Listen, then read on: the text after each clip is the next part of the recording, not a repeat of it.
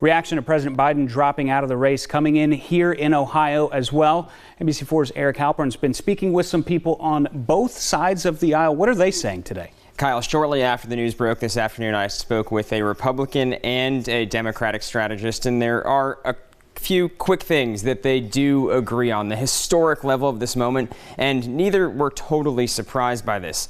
Biden's announcement came out a little before 2 this afternoon. Both Dale Butlin and Michael Gonidakis say they quickly started getting lots of calls and texts about the news. Butlin is a Democratic strategist here in Ohio. He describes this as a political earthquake. He says this is good news for the Democrats' chance in November, arguing there's no longer an age issue on that side of the ticket, but there still is for Republicans.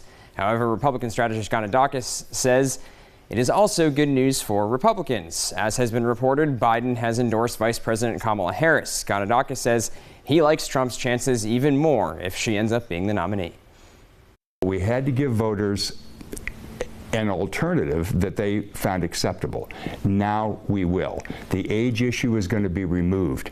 And I think that there are enough people in this country, I believe, who want to preserve democracy and don't like the threat that Trump poses to it, that I think we have a path to victory now that we didn't have before when we had Biden at the top of the ticket. She can't get out of what Joe Biden failed to do over the past 4 years because she owns this record as well. So I think it helps J.D. Vance. I think it helps President Trump. I think it's full steam ahead. I don't think you're going to see any changing of tactics or strategies from President Trump and his messaging and what we do on the ground here in Ohio and the 49 other states.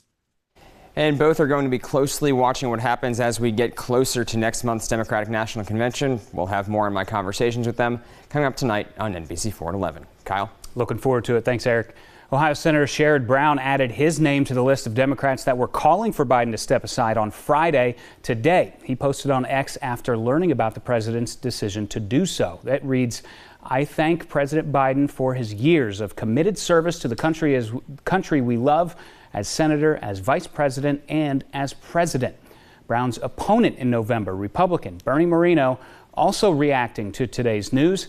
He said in a statement, quote, "Make no mistake, Sherrod Brown and San Francisco liberal Kamala Harris were the chief conspirators and enablers of the Biden mental decline cover-up for years for one reason, because Brown and Harris could finally pass the extreme liberal agenda they've always wanted."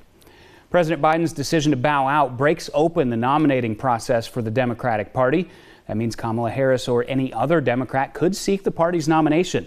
The delegates who were elected during the primary to support Biden will now be tasked with voting on who will be the party's nominee.